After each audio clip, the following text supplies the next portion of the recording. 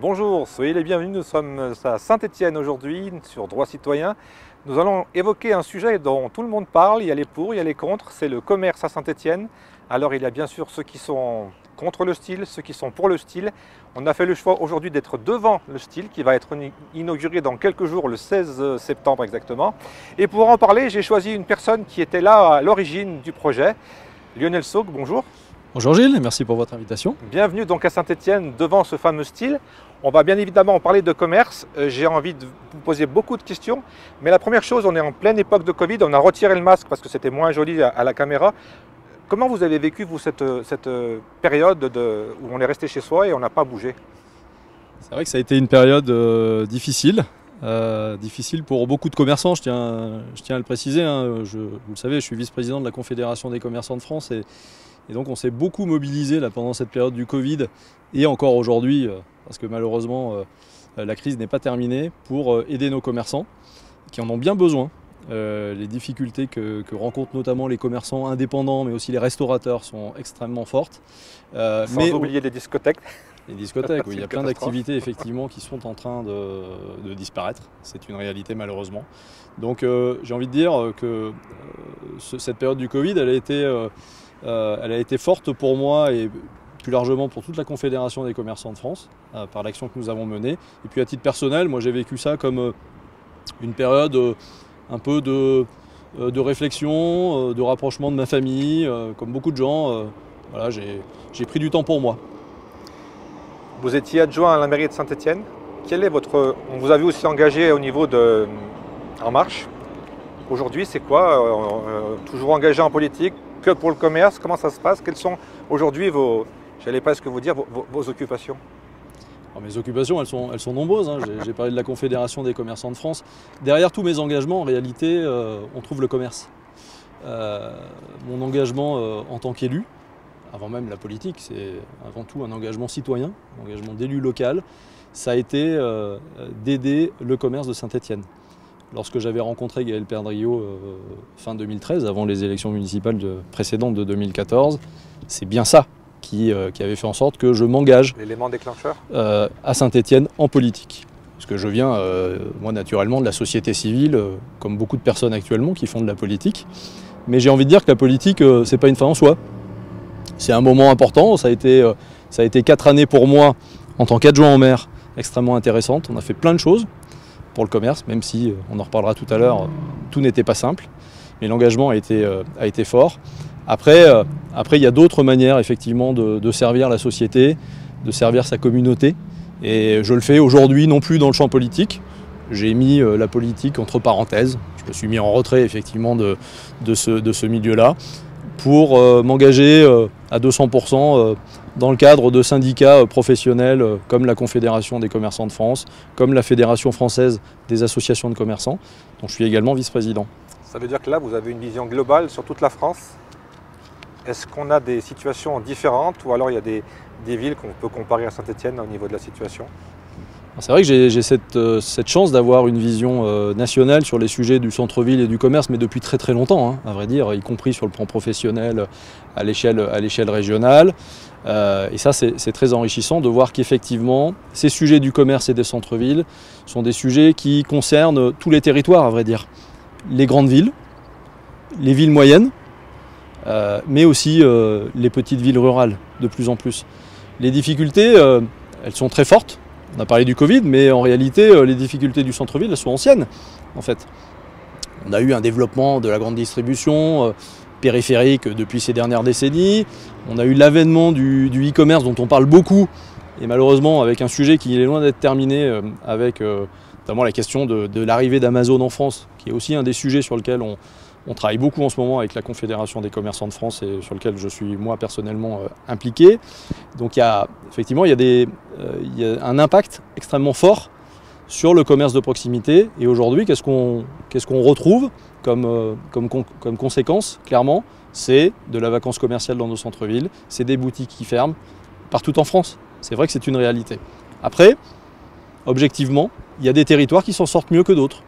Les grandes métropoles françaises s'en sortent globalement mieux que d'autres. Les grandes villes touristiques, parce qu'elles ont du flux, elles ont des touristes, On met le Covid en particulier, mais globalement, elles ont du flux.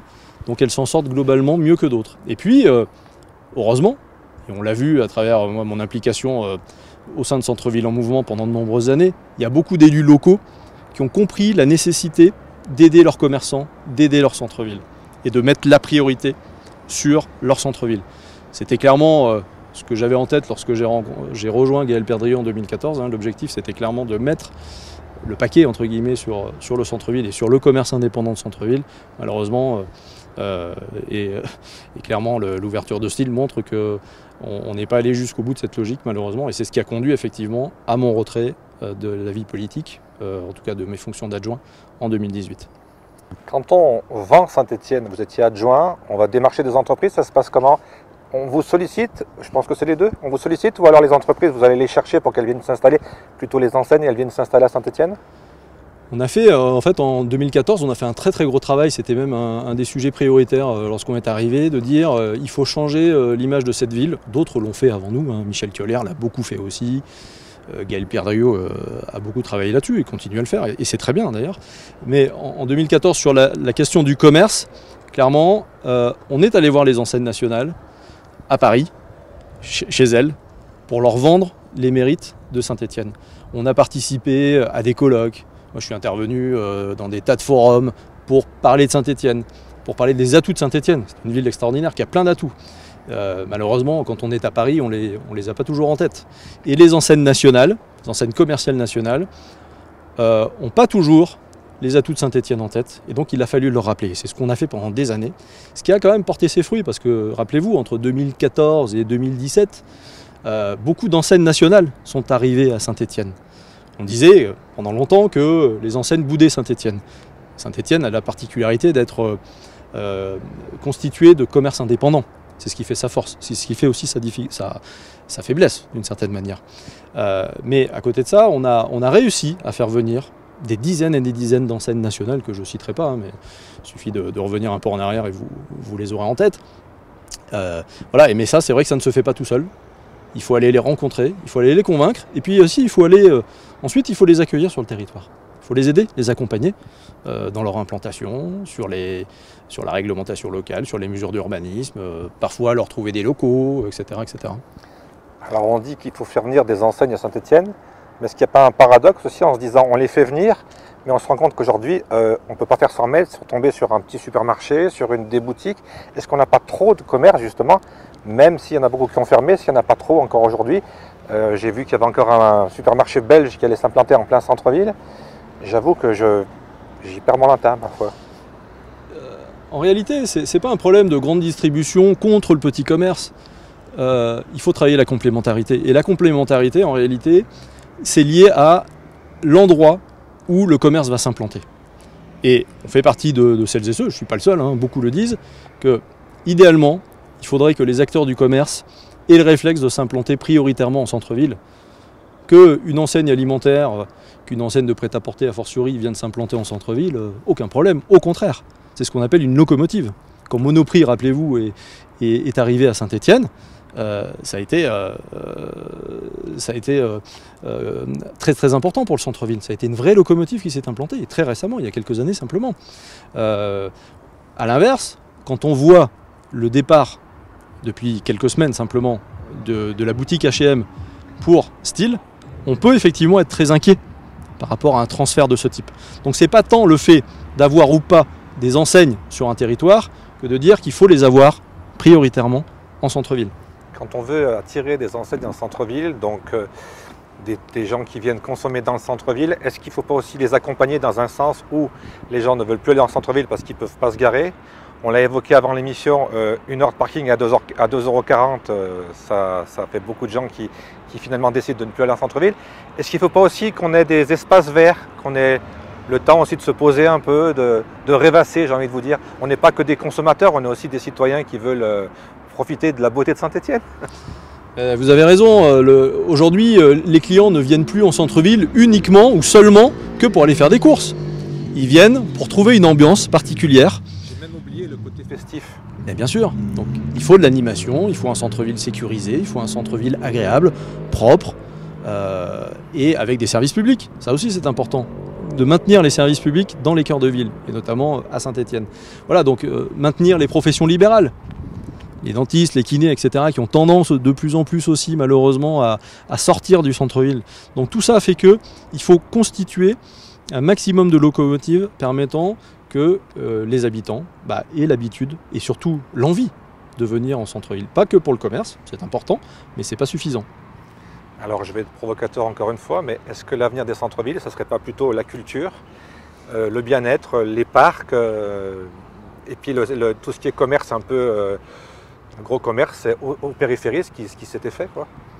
Non, on peut pas dire ça. Bien sûr que la culture, j'ai dit provocateur, hein, c'est pas mon oui, idée. bien sûr que la culture, elle a un rôle essentiel pour nos villes et nos centres-villes en particulier. Mais tout est lié.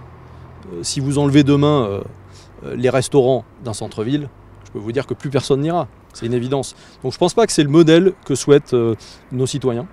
C'est même plutôt l'inverse. Et d'ailleurs, il faut se féliciter de l'action qui a été décidée dans le cadre de la Convention citoyenne. Les citoyens, dans le cadre du débat qui a eu lieu il y a quelques semaines, ont décidé, parmi toutes les mesures qui ont été faites en matière de développement durable, de proposer au gouvernement la mise en place d'un moratoire sur l'implantation des centres commerciaux périphériques. Je crois que ça c'est une bonne nouvelle. Nous, ça faisait des années qu'on demandait ce type de mesures, notamment dans le cadre de centres-villes en mouvement, mais aussi avec la Confédération des commerçants de France. Il faut saluer justement cette initiative du gouvernement qui a écouté les citoyens. Et les citoyens, ils veulent effectivement des centres-villes agréables, que vous soyez dans des grandes villes, dans des villes moyennes, mais également dans votre petit village. Je fais une aparté, vous avez parlé de commerce, est-ce qu'on peut aussi englober dans ce mot tout ce qui est marché? J'ai l'impression que les gens ils veulent de plus en plus de produits, de marché, de convivialité même. Les marchés, c'est évidemment essentiel. D'ailleurs, c'est pas là aussi qu'on peut développer des choses. Mais si, d'ailleurs, lorsque j'étais clairement adjoint au maire entre 2014 et fin 2017, on a beaucoup travaillé avec la Fédération des marchés de France sur cette question. La ville a même signé d'ailleurs une charte de partenariat avec la fédération parce que les marchés effectivement sont importants. Et on a vu avec la période de Covid qu'on évoquait tout à l'heure ô combien les gens ont envie aussi, c'est bien normal, de manger mieux, d'être liés de plus en plus avec les producteurs, avec les agriculteurs, etc. Et donc les marchés évidemment ils ont toute leur place en centre-ville et en particulier à Saint-Étienne qui a la chance d'avoir de beaux marchés et, dans tous les quartiers et des beaux marchés à Foriel ou ailleurs encore. Vous qui êtes au-dessus du lot, qui voyez la France du commerce, comment on est situé aujourd'hui Saint-Étienne par rapport aux autres grandes villes de France? En matière de commerce? Voilà. Parce qu'on a l'impression que Saint-Étienne tout va mal, c'est la catastrophe.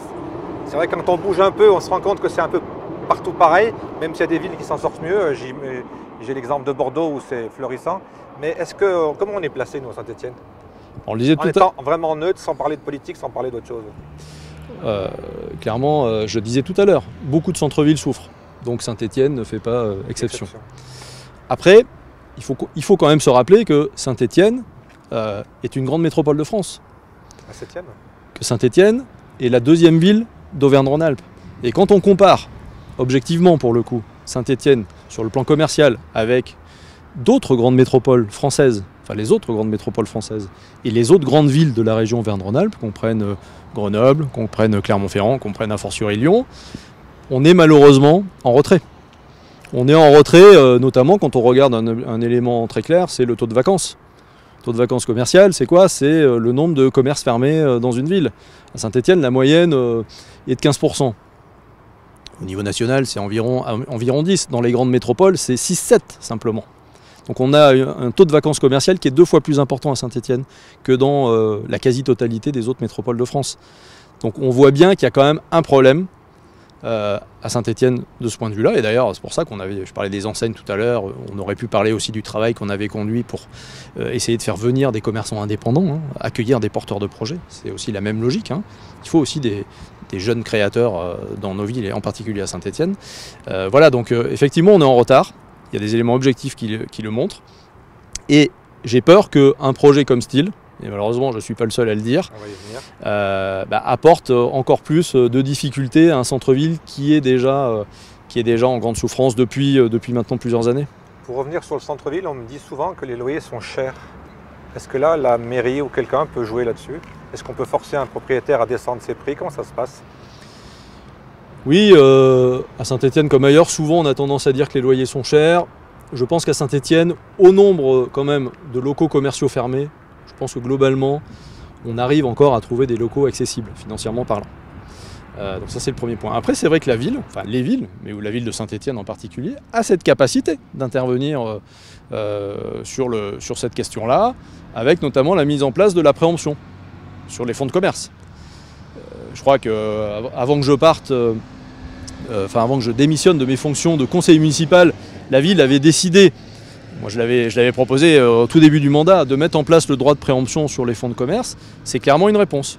C'est-à-dire que la collectivité achète des locaux pour les remettre sur le marché, pour les réhabiliter et les remettre sur le marché à des tarifs plus abordables, notamment pour les porteurs de projets. Donc ça, effectivement, c'est une solution. Le maire en a parlé à plusieurs reprises, depuis maintenant 2 ans, je crois. On attend de voir de manière concrète les réalisations. Alors on est devant le style qui ouvre le 16 septembre. Entre le départ du projet et le 16 septembre, il s'est passé beaucoup de choses, beaucoup d'encre ont coulé, il y a même des grands médias nationaux qui sont venus nous voir. Moi je voulais qu'on revienne à la base du projet, vous y avez participé. Qu'est-ce qu'on devait faire à la base?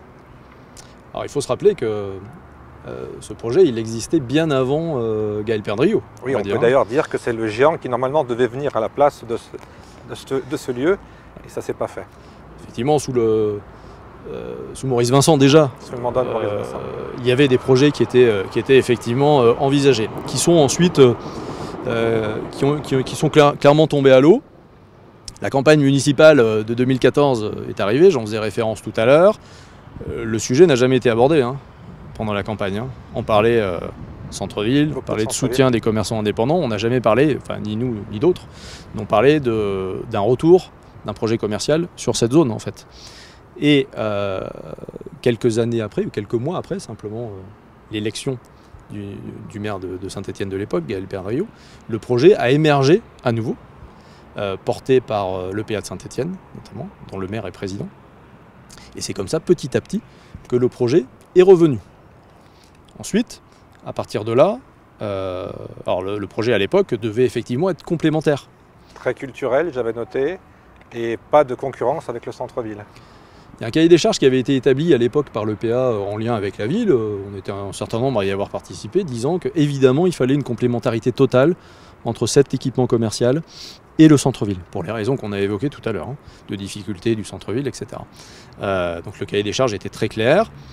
On avait même été de ceux qui disaient qu'il fallait aller encore plus loin en mettant en place ce qu'on appelle un comité d'enseigne, c'est-à-dire une réunion qui était organisée à peu près tous les 3 mois et qui permettait justement de faire le lien entre les gestionnaires du centre commercial, la municipalité, pour faire le choix sur les enseignes à venir. Donc ce projet il permettait justement de faire le tri d'une certaine manière avec les enseignes.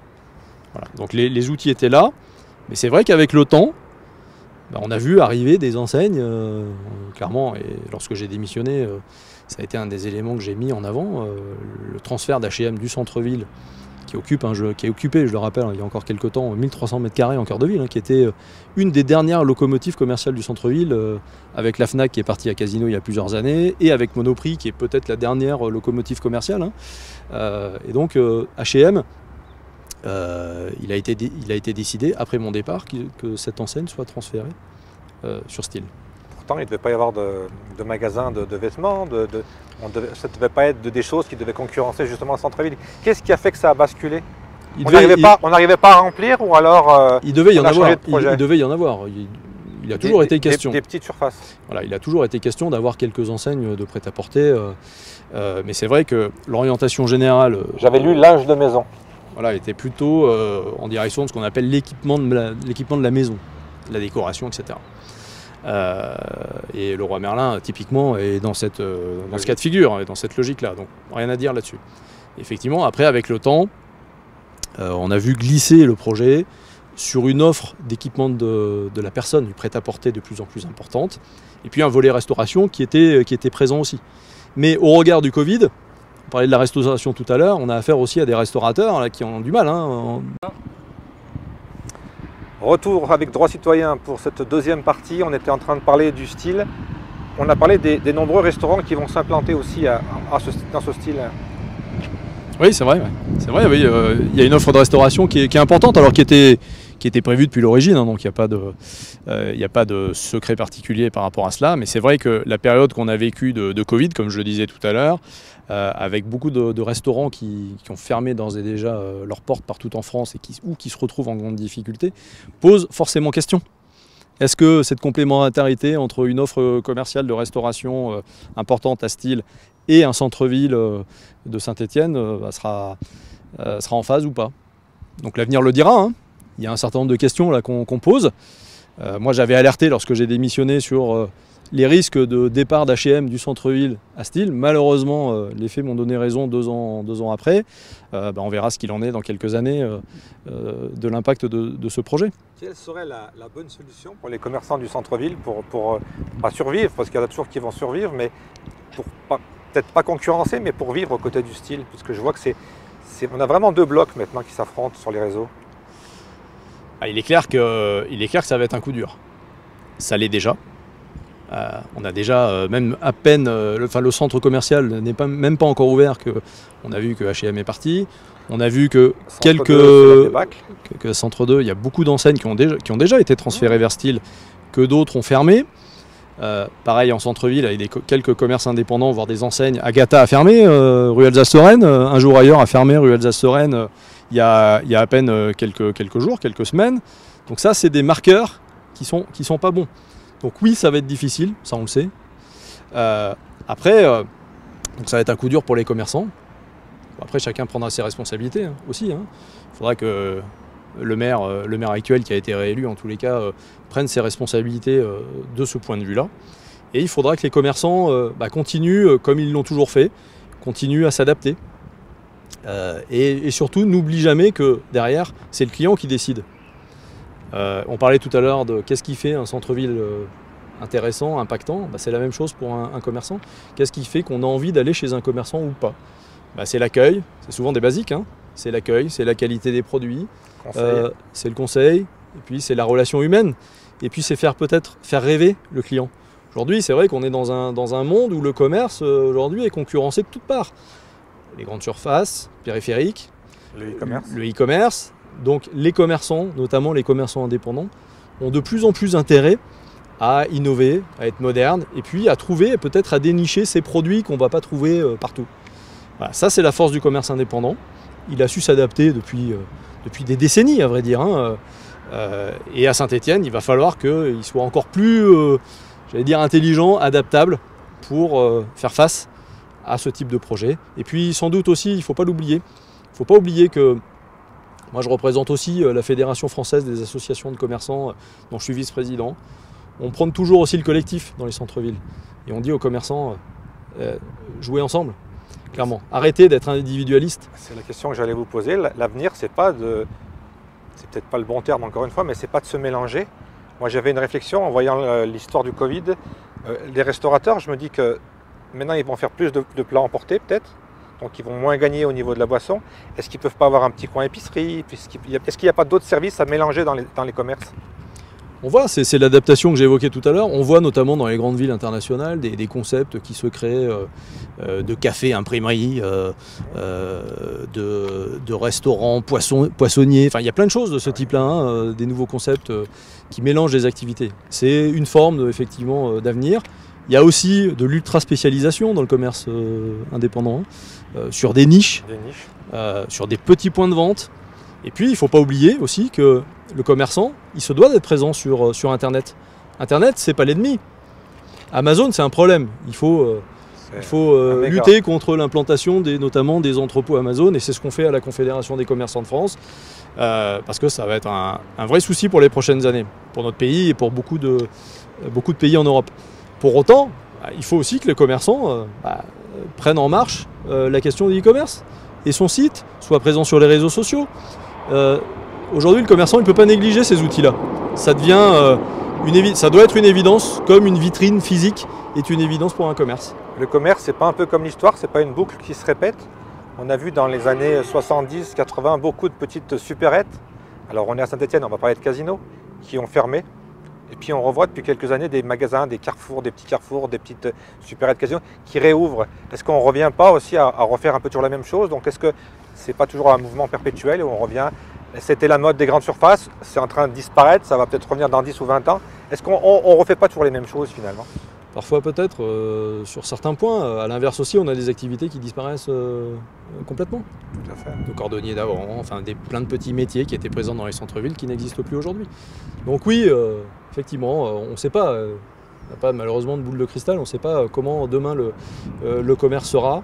Ce qu'on sait, c'est qu'il faut plus que jamais que nos commerçants indépendants, qui font la force de nos centres-villes, soient plus que jamais capables de réagir et d'accueillir leurs clients d'une certaine manière. Comment vous le voyez, l'avenir de ce style?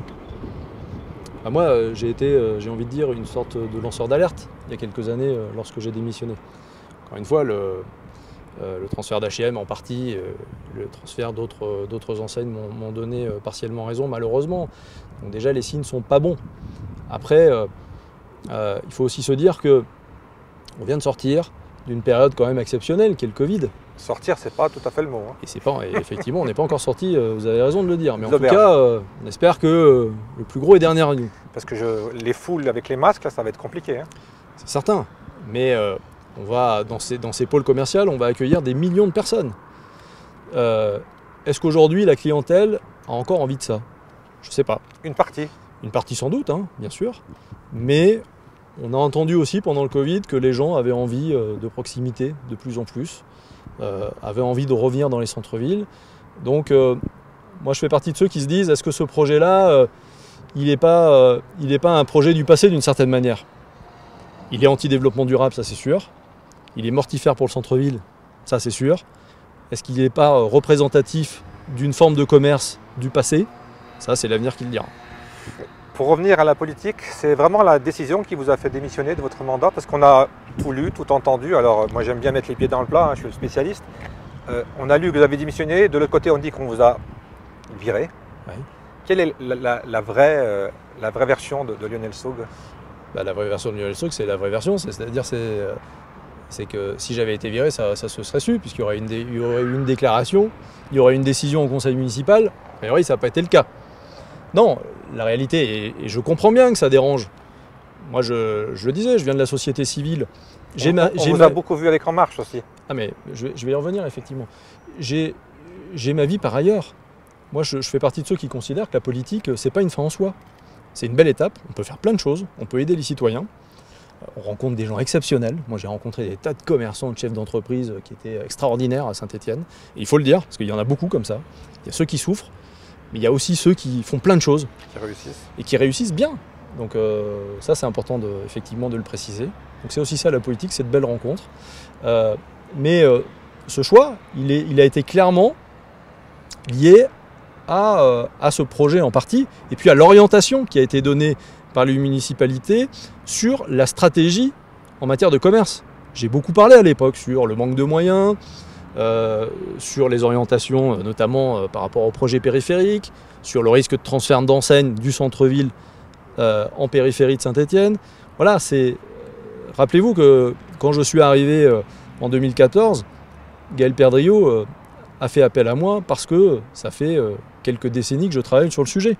Et que si je suis venu là, c'était pour aider à mon petit niveau les commerçants de Saint-Étienne, comme je le fais par ailleurs sous mes autres casquettes. Donc ça a été toujours, j'allais dire, le commerce, la défense des centres-villes, ça a été toujours le cœur de mon implication, de mon engagement syndical, politique ou d'élu local. Après, c'est vrai que politiquement, moi j'ai eu un parcours société civile. Vous savez que j'ai soutenu Alain Juppé à l'occasion de la primaire de la droite et du centre, aussi. Je crois que j'étais pas loin. Aussi, c'est quelqu'un que je trouve extrêmement talentueux et je ne suis pas le seul à le penser, clairement. Donc je l'ai suivi assez naturellement et je l'ai défendu, je l'ai même représenté à l'échelle du département et de Saint-Étienne. Et ensuite, une fois que les primaires de la droite et du centre, on connaît les résultats, comme beaucoup de juppéistes, très naturellement, on s'est orienté, moi comme beaucoup d'autres, vers En Marche. Donc c'est ce que j'ai fait. Voilà, donc c'était, j'ai envie de dire, comme pour mon engagement pour le commerce, mon engagement d'élu, il a été assez naturel en fait. Et ça posait problème vis-à-vis de la municipalité de Saint-Étienne? Il est clair que le fait d'avoir une liberté de parole, le fait d'avoir une liberté tout court, c'est-à-dire d'avoir des engagements par ailleurs, de ne pas vivre de la politique, ça aussi c'est important, d'être libre. Et d'avoir en plus une liberté politique, c'est-à-dire un engagement politique avec Alain Juppé. Le maire de Saint-Étienne ne soutenait pas Alain Juppé à l'occasion des primaires, c'est vrai. Et ensuite Emmanuel Macron, oui, forcément ça n'a pas plu. Et ça ne plaît toujours pas. Donc je comprends que tout ça déplaise. Je comprends que certains, plutôt que de parler du fond, parce que vous savez, parler de Lionel Sogg ou de quelqu'un d'autre, d'un élu quel qu'il soit, c'est pas très important à vrai dire. L'important c'est l'avenir de la ville, c'est l'avenir du commerce, le reste. Alors je comprends que certains ont des méthodes un peu de la politique traditionnelle. Donc c'est plus facile de taper sur une personne, de parler de lui, de se concentrer sur lui, plutôt que de parler du fond. Mais le fond, c'est le commerce, c'est l'avenir de notre centre-ville. Et c'est ça, moi, qui m'intéresse. Et c'est ça qui, peut-être un jour, me fera revenir en politique, ici ou ailleurs. On peut dire que vous êtes déçu d'En Marche? Il y a des positions qui ne vous ont pas vraiment plu, si j'ai bien compris, notamment par rapport au style? Alors, il y a plusieurs choses. Moi, j'ai décidé, c'est pas lié à En Marche, j'ai décidé de prendre un peu de retrait par rapport à l'engagement partisan. À la Confédération des commerçants de France, je suis vice-président en charge des relations avec les élus et les parlementaires.